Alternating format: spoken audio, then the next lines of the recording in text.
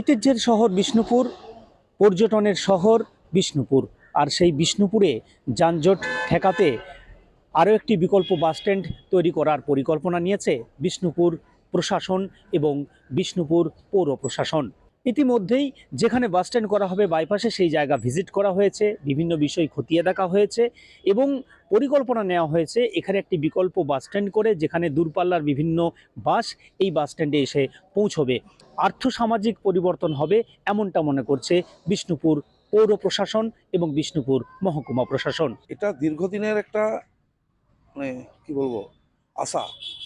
এটা যদি আমরা আমাদের এই বোর্ড যদি আমরা এটা পূরণ করতে পারি, তাহলে বিষ্ণুপুরবাসীও যেরকম একটা খুশির আওয়াজ একটা আসবে বিষ্ণুপুর বাসীর মধ্যে, এবং এলাকাবাসীও একটা খুব আনন্দ বইয়ে করবে। এখানে হয়ে যাওয়া মানে একটা কর্মসংস্থান মানুষের বাড়লো।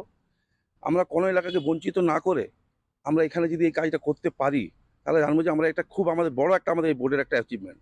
এবং আমি একটা বলতে পারি যে সব থেকে ভালো এখানে একটা অর্থনৈতিক এখানে মানুষজন বেশি আসা যাওয়া হবে, এখানে দু পয়সা মানুষ করে খেতে পারবে। এখানেও যেমন ওখানেও যেরকম হবে সেরকম এখানেও হবে। এখান থেকে যদি তাদের টাচ করে যদি গাড়িটা ছাড়া যায়, তাহলে হয়তো এই এলাকায় শিল্প অঞ্চলের সঙ্গে আমাদের যোগাযোগ করে আমাদের আশেপাশে যে গ্রামগুলো আছে আরও উন্নয়ন হবে, এবং তার সঙ্গে সঙ্গে বিষ্ণুপুর শহরটাকেও উন্নয়ন করা যাবে।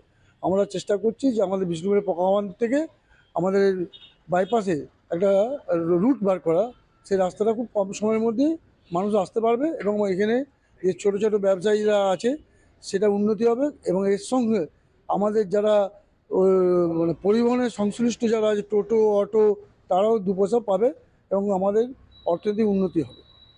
এই পরিকল্পনা আমাদের চিন্তাভাবনা আছে।